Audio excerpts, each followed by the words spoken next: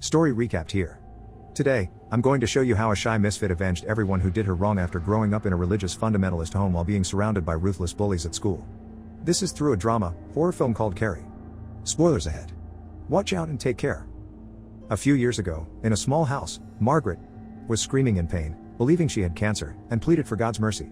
As she cries, her body contorts a few times, and she looks up, expecting to die.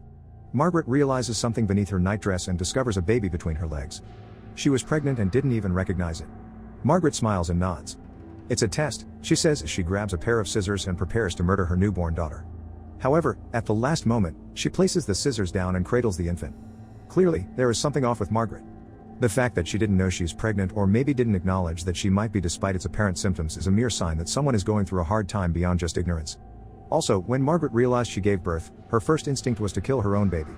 Despite sticking to her maternal instincts, it's horrifying to think about what she could have done in her delusions. The way Margaret uttered prayers and asked Lord for guidance shows her religious side. But then, her impulse towards the infant also reveals a darker side. At the present day, the infant, Carrie, is now a teenage girl. She's shy, meek, and goes to a local high school in Castle Rock.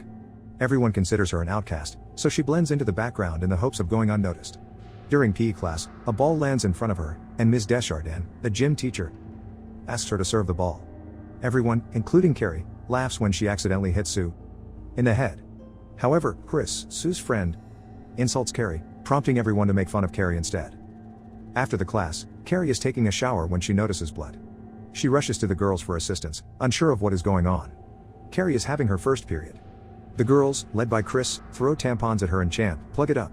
Chris even takes a video with her phone. Sue joins in but stops halfway, feeling embarrassed and guilty. Suddenly, Ms. Desjardins overhears them and slaps Carrie to keep her from screaming. The teacher orders everyone to leave, but the lights shatter as the girls head out. Sue is filled with regret as she looks at Carrie. At this point, Margaret's maternal shortcomings started to affect Carrie's life. Carrie was constantly singled out and mistreated by her classmates due to her mysterious and weird aura, which stems from her home. As an example, Carrie doesn't know what period is, which every mother prepares their daughters for. But to Carrie, having a period is out of her reality that she panicked, believing she's bleeding to death. Margaret arrives at school to get Carrie while Sue, Chris, and her boyfriend, Billy, hang out nearby.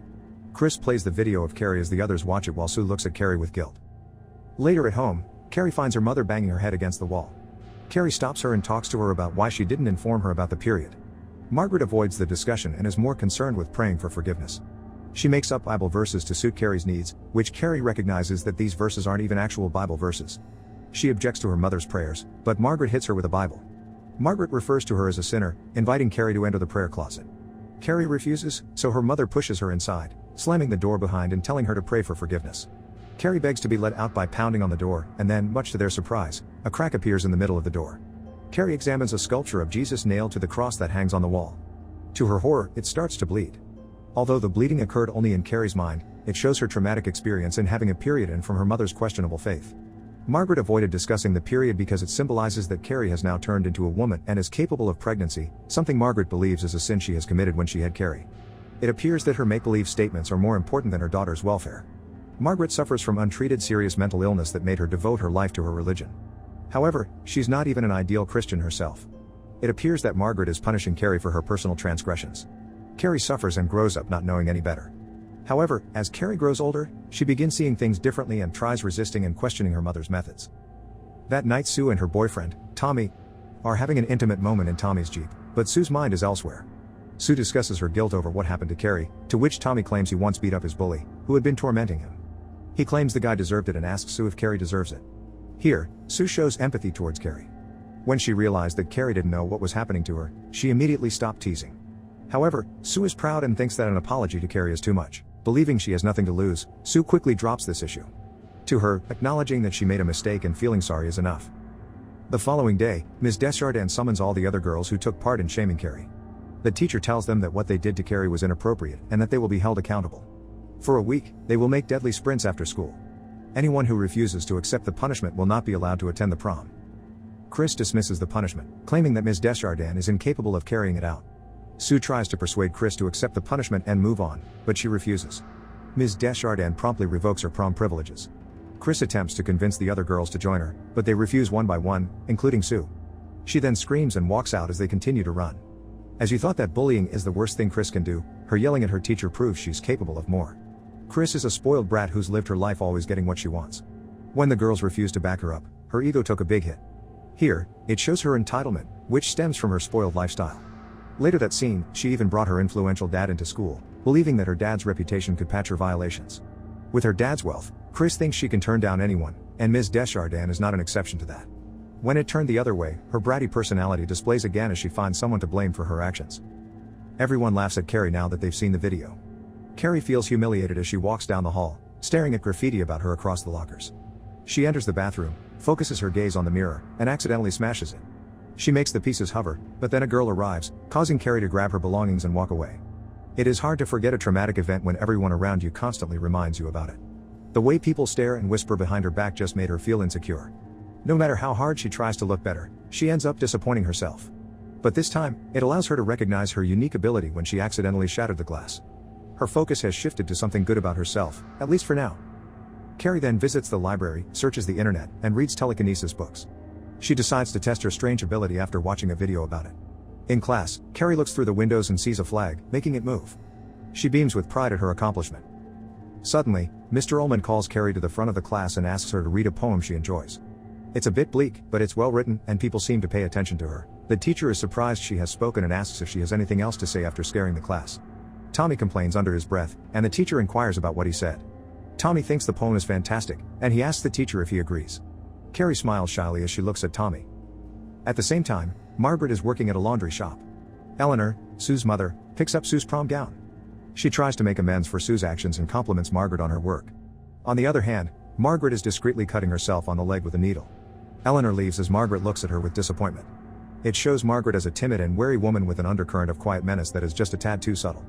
Initially, she would scratch, punch, pull out her own hair, or injure herself to coerce Carrie into agreeing with her and adhering to her ridiculous rules.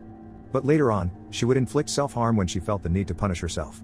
Here, Mrs. Snell was buying a red dress from her, which Margaret believes is the color of hell. Margaret also thinks that going to prom is a sin, and she contributed to that act of sin, so she cut herself as a punishment. That night, Carrie tests her ability by moving books around her room. She eventually causes several objects to float, including her bed.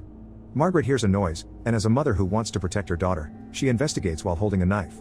When Margaret arrives in Carrie's room, Carrie tricks her by turning off the lights, pretending to sleep.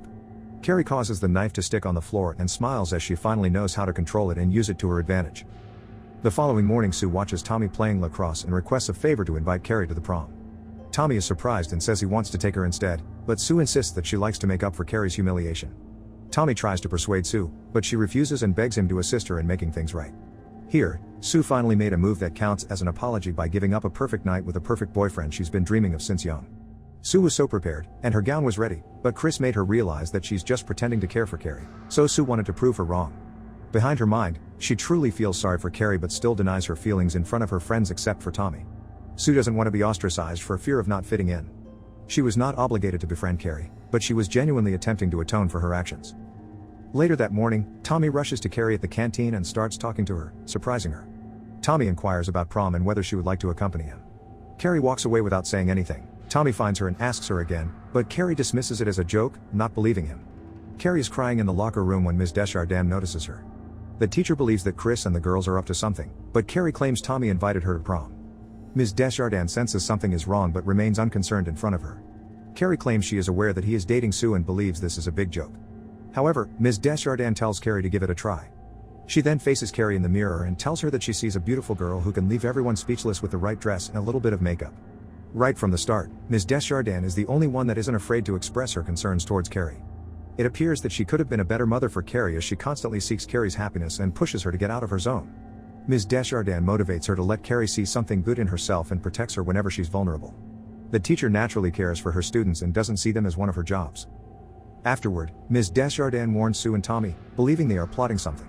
Sue claims that they just want Carrie to have one good night and a chance to socialize, while Tommy claims that it doesn't matter because Carrie declined, but Sue encourages him to try again. Ms. Desjardins tries to persuade Tommy that having Carrie on his arm will make him look ridiculous, but Sue says this is a private matter, and they don't care how they look. That afternoon, Tommy arrives at Carrie's house and informs her that he will not leave until she accepts the prom invitation. Carrie says yes, but only if she can get home by 10:30 p.m. Tommy says he'll come to get her at 7 p.m. Carrie beams with excitement. Later that day, Carrie comes across a dress shop. When the excited girl enters, Carrie notices some fabric and is amazed by its potential. Chris and her friends see Carrie across the street, enraging Chris. Here, Chris was starting to feel like an outcast. She understands what it's like to be Carrie, who gradually becomes invisible to the school. But, unlike those who might find some empathy and humanity as a lesson, it made her more evil and determined to maintain her position at the top of the social hierarchy. She believed that being popular meant existing more than others, and that when someone she considers does not exist takes it from her, it is viewed as an insult. Chris has enlisted the help of her friends Tina, the twins Nikki and Lizzie, and Heather to plot revenge against Carrie. Carrie returns home that evening to find her furious mother waiting for her. Margaret immediately drags her inside while Carrie claims to buy fabric to make a gown for herself, informing her that someone invited her to prom. Feeling worried, Carrie explains that she understands how scared Margaret is, but she doesn't want her classmates to feel weird around her, believing prom will be her last chance to prove herself to everyone. Margaret screams at her, telling her to go to her closet and repent before it's too late, but Carrie asks why she can't be happy for her. On the other hand, Margaret has an episode, which causes Carrie to put the entire living room to drift. Margaret collapses to the ground in disbelief and begins to pray. Carrie tells her mother to get up, and when she doesn't, Carrie uses her supernatural abilities to raise her. Margaret calls Carrie a devil, but Carrie claims to have magical skills and claims that her grandmother may have had them and that they may have passed down through the generations to Carrie. Carrie tells her mother that she will attend the prom and that no one can stop her. When Carrie, in a respectful tone, tried to speculate about her abilities, Margaret's religious instincts proceeded. Clearly, Carrie doesn't want to be judged by her own mother. She doesn't have anyone to talk to about her powers and hopes her mother will guide her. However, Margaret sees her as evil, prompting Carrie to use her powers against her mother. It is sad to think that Carrie had to resort to violence just to be heard. From this, the tension between them started to escalate. At the same time, Chris, Billy, and their friends are at a pig farm. Billy brutally crushes a pig's head, and Chris, acting cool, collects the blood by slitting the throat. The next day, Carrie makes her prom gown as the event is coming. On the other hand, Chris and Billy infiltrate the gymnasium to fill a bucket with pig's blood. Billy tells Chris that she can drop it on Carrie, and Chris declares that she intends to. Finally, it's prom day, and students are getting ready and dressed for prom, while Carrie puts on her dress and applies some light makeup. Margaret tells her she has the appearance of a wicked person. Tired of her mother's overly religious quotes, Carrie requests that her mother be happy for her for once. Margaret claims that they will laugh at her, but Carrie tells her to stop and that Tommy is a lovely young man, and everything will be fine. Margaret reveals to her daughter that Carrie's father took advantage of her, and Carrie is born out of sin. Carrie finally loses her patience, choking her mother, then locks her inside the closet and promises to return. She then melts the door lock, preventing her mother from escaping. Although Margaret claims hurtful words towards Carrie, it shows that Margaret genuinely loves Carrie. She is, however, mentally ill, and this is how she expresses her love for her daughter because she genuinely believes it is the right thing to do. In an attempt to convince Carrie to stay, Margaret mentions Carrie's father. To Carrie, it is just another way of guilt-tripping her, just like how she hit her own head when Carrie ignores her. It appears that Margaret's pleas are unnecessary to Carrie as she is determined to go to prom whatever it takes. Finally, Carrie greets Tommy, who compliments her. They take a limo to prom. When they arrive, Carrie asks for a moment as she considers the other students' reactions. Tommy assures her that, despite her fears, they aren't all bad. After calming her down, they enter the gymnasium, and Tommy introduces her to his best friend, George, and his girlfriend, Erica, who attends a different school. Erica compliments Carrie's gown, pleasantly surprised to learn that Carrie made it herself. When Carrie sees Tommy, everything suddenly becomes so calm and subtle. Carrie followed Ms. Desjardins' advice to fix her appearance a little, and it changed her whole aura. Tommy is pleased by her transformation, and his gentle approach to Carrie is enough for her to feel comfortable. To Carrie, never in her life she imagined going to the prom with the most popular guy at the school. When Erica complimented her, she finally felt the belongingness she's been longing for a long time. That night, Carrie starts to relax. Tommy then asks if she wants to dance, but they agree to wait until a slow song appears. Ms. Desjardins notices Carrie and compliments her. While they converse, Tommy texts Sue to let her know that everything is fine, that Carrie is having a good time, and that he misses her. Sue smiles pleased that she is correcting the situation. When a slow song starts playing, Tommy persuades Carrie to dance with him. He shows her how to slow dance, and she picks it up quickly. Still unsure of his motives, she inquires as to why he invited her to prom, to which Tommy responds that he wanted to and is enjoying himself with her, and he hopes she feels the same way. Carrie agrees with a nod. Tommy then says they'll have a good time here, then go to an after party, and she'll be back home on time. Carrie agrees and adds that she might be able to stay out later. It shows that Carrie surrendered herself to enjoy the night and just be happy to the point that she didn't care if she goes home late.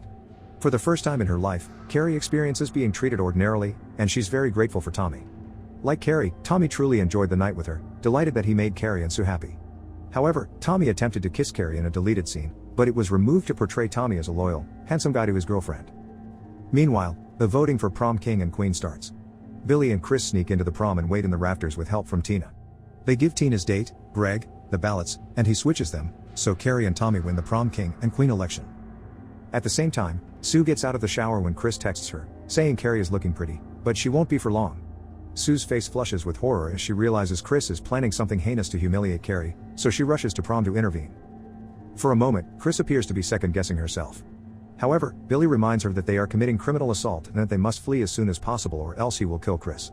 Here, Chris shows that she isn't afraid to do what she wants, which is to corrupt Carrie. With his equally sociopath boyfriend, Chris lacks human compassion. Billy turned out to be dangerous as he even threatened to murder Chris, her girlfriend, if their plan didn't work out. It appears that they stay together just for fun and to maintain their cool kid's reputation. And to them, Carrie is the most vulnerable one. Finally, at the moment of truth, the committee finishes tallying the ballot results. As expected, Tommy and Carrie come out on top. Carrie is scared to go on stage at first but also feels delighted. Everyone applauds as they approach the podium. Carrie, who has finally gotten her moment in the spotlight, pleases everyone, including Ms. Desjardins, Mr. Ullman, and Principal Grail. Just as Carrie thought that the night was over, more and more surprises await her. Attending prom is beyond her wildest dreams, but being crowned as prom queen is overwhelming to Carrie. Everyone, including her bullies, and even Mr. Ullman, who embarrassed Carrie in their class, seem delighted for her. Carrie finally fulfills all the respect and attention she lost before as she goes on the stage with a brimming smile. Meanwhile, Sue arrives at the building and sneaks in after seeing someone open the door. She scans the room and notices Chris in the rafters. Sue appears to be staring at Chris, who pauses for a moment, but Billy encourages her to pull the rope. Ms. Desjardins, who misinterprets Sue's reasons for being there, kicks her out of the building, disregarding her warning. While Carrie and Tommy cherish their moment on the stage, Chris pulls the rope, allowing the pig's blood to cascade down onto Carrie. There is complete silence until Tommy screams at everyone, claiming that he had no part in this heinous act of cruelty, and he didn't want to be a part of it. Chris has hacked the video monitors and displays Carrie's period clip. Most of the class laughs. However, Ms. Desjardins and a few others are stunned. Ms. Desjardins approaches Carrie, but Carrie uses her powers to push her away, surprising everyone. When Carrie finally gets a decent reputation, Chris tainted it red. For a few seconds, Carrie tasted heaven only to be pulled back into reality and making it her worst nightmare. Abuse can take two forms: it can be transformed to help others, or it can be used to harm them. To Carrie, who feels betrayed and played, she can only think of one thing: revenge. Chris and Billy start fleeing, but Chris insists on staying to watch Carrie squirm. However, the rope gives way, and the blood bucket hits Tommy in the back of the head, killing him instantly. Carrie turns around to cradle his head in her lap, heartbroken that the only guy who has ever treated her with kindness died. Carrie notices Billy's sunglasses in the rafters and recognizes them, knowing who to blame. The splotches of blood on her body begin to levitate, and she turns to the guests. A few people see this and attempt to flee, but it's useless. Carrie finally loses control and violently pushes the entire crowd back, causing tables and people to crash. She then locks all the gym doors, preventing anyone from leaving. One of the girls is thrown across the room, and her head hits a door. Greg, Tina's date, and a few other guys attempt to flee by climbing the bleachers, but Carrie collapses them, smashing Greg to death. As a guy films her, she throws a table at him, killing him on impact. The raging Carrie then activates the sprinklers, drenching the entire room. When she notices Nikki and Lizzie attempting to flee, she pushes them to the ground, where the fleeing mob tramples them to death. A light fixture falls behind Carrie's ceiling on stage, causing a fire on the spotlight and exposing several live electrical cables. People don't always know who they're pushing around. If they could only realize how dangerous Carrie could be, they would back down and leave her alone. With Carrie's hidden abilities, she gave them all a taste of their own medicine in a dose filled with vengeance and rage. She vented all her inner anguish and frustrations towards her classmates only because they pushed her to do so. Still, Carrie was just a teenager who wanted to feel normal, just like them. Suddenly Carrie focuses her attention on Tina, who attempts to escape, throwing a burning decoration at her, but it misses. Carrie then tortures Tina with the live electrical cables, driving her into flames. Within seconds, the flames have engulfed the dress, burning Tina. Ms. Desjardins tries to calm Carrie down as flames engulf the room. Still, Carrie chokes her and pulls her up, holding her for a moment above the electrified floor caused by the electrical cables coming in contact with the water. However, her senses return, and she spares Ms. Desjardins, dragging her across the stage. Ms. Desjardins and the few surviving students watch in terror as Carrie levitates herself out of the building. Despite threatening everyone's out, Carrie focuses on those bullies who poked fun at her. She painted the gymnasium with the blood but still saved Ms. Desjardins out of her remaining kindness. However, Carrie is not satisfied as the head of the pack isn't there inside. Her uncontrollable rage harms her other classmates. Whether they deserve that fate or not, the answer appears to be what Carrie decides. The entire gymnasium is now in flames. While some people manage to flee, the majority do not. Carrie sees Chris and Billy's car, and her rage resurfaces. Chris asks Billy about what they should do now that their prank has resulted in at least a dozen deaths. Billy informs her that they will leave town and never return. Chris reluctantly agrees. On the other hand, Carrie is following them as they drive away. She stomps on the ground, causing Billy to reverse the car and speed back. Chris sees Carrie, and, despite everything, she orders Billy to hit her. However, Carrie is waiting for him and uses her power to bring the car to a halt, causing Billy to collide with the steering wheel, breaking his nose and causing his head to snap back, killing him instantly. Chris awakens to find Billy dead. She sees Carrie and backs up the car, determined to kill her. Carrie pulls the car's wheels up high in the air and then throws it into a gas station. Chris's face goes through the windshield due to the force of impact, leaving shards of glass all over her face. Carrie stands there watching Chris take her final breath. Carrie causes a power pole to spark, causing an explosion that ensures Billy and Chris's deaths. Later that night, the bloody Carrie heads home and discovers that her mother managed to escape from the closet by forcing a hole through the crack in the door. Carrie attempts to contact her but receives no response. Her mother has retreated into the shadows. Despite their conflicts, Carrie still looked for her mother when she came back to her senses. Carrie is so terrified of herself as if she didn't mean what she has done. It only sinks into her now that it's over, and Carrie realizes the repercussions of what she did.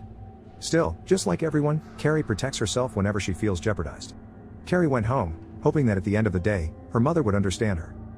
Carrie cleans up the blood in the bathtub before changing into a blue nightgown.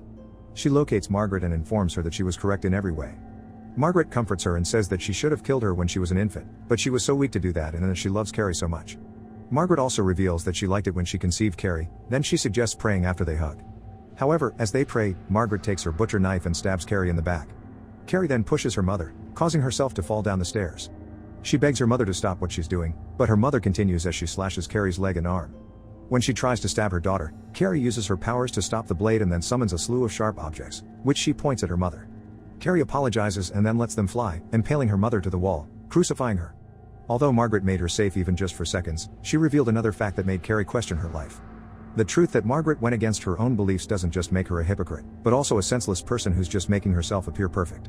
When Margaret attempted to kill Carrie, her action was no different from what Chris did. It hurts for Carrie to know that the one who should protect her during the critical time of her life turned out to be the one who wanted her dead. Carrie defended herself once again in a way she didn't want to, but she had to. Carrie, horrified by what she has done, pulls the blades pinning her mother from the wall. Margaret passes away in Carrie's arms a few moments later. Carrie sobs as she realizes her loss. Meanwhile, Sue arrives at the house, and Carrie seems scared, accusing herself of murdering her mother. As the house starts to drop due to Carrie's uncontrollable powers, Sue apologizes to her and reaches out to Carrie's hand in the hopes of escaping with her. Sue's stomach is near Carrie's hand, and Carrie senses a pulsating heartbeat and confirms that the baby is a girl. Sue pauses and looks at her in disbelief. Carrie then shoves her out the door, leaving Sue outside, watching as rocks appear out of nowhere, slamming into the house. Carrie cradles her mother and kisses her on the forehead as the house collapses around them. Sue stands there, terrified, and carefully touches her stomach. Following her court testimony regarding the prom incident, Sue visits the cemetery, where Margaret and Carrie are buried together in a common grave. On the gravestone, someone spray-painted Carrie white burns in hell with an arrow pointing down. Sue leaves after placing a white rose on the grave. Sue finally dared to apologize personally to Carrie. All this time, she was finding ways to make it up to Carrie, but what truly comforted her is when Carrie accepted her apology. However, it's too late, for what Sue has witnessed was just too much for her already. In the end, Sue is left alone, feeling guilty and regretful as she believed that the incident could have been prevented. When Sue went away, Carrie's tombstone cracked, which indicates that Carrie may have survived. In an alternate ending, while Sue gives birth, a bloody hand appears between her legs, grabbing her stomach. It turns out that Sue is frequently having nightmares of what happened, causing her trauma. Sue screams and then sees a blood-soaked Carrie cradling her baby for a split second. She cries as her mother comforts her in bed. This alternative ending shows that Carrie is still haunting Sue. This ending contrasts sharply with the rest of the film since it appears to scar the bond formed between Sue and Carrie by ending on a fearful note. Since she's having nightmares and hallucinations concerning her baby, this could lead Sue to hate or resent her baby once it's born. Similar to how Margaret hated Carrie and ended up abusing her. The alternate ending showed that her trauma could pass over to her child, a much bleaker ending compared to the theatrical one. Subscribe to watch more videos like this. Turn on notifications. And leave a like, it really helps the channel out. Thank you for watching.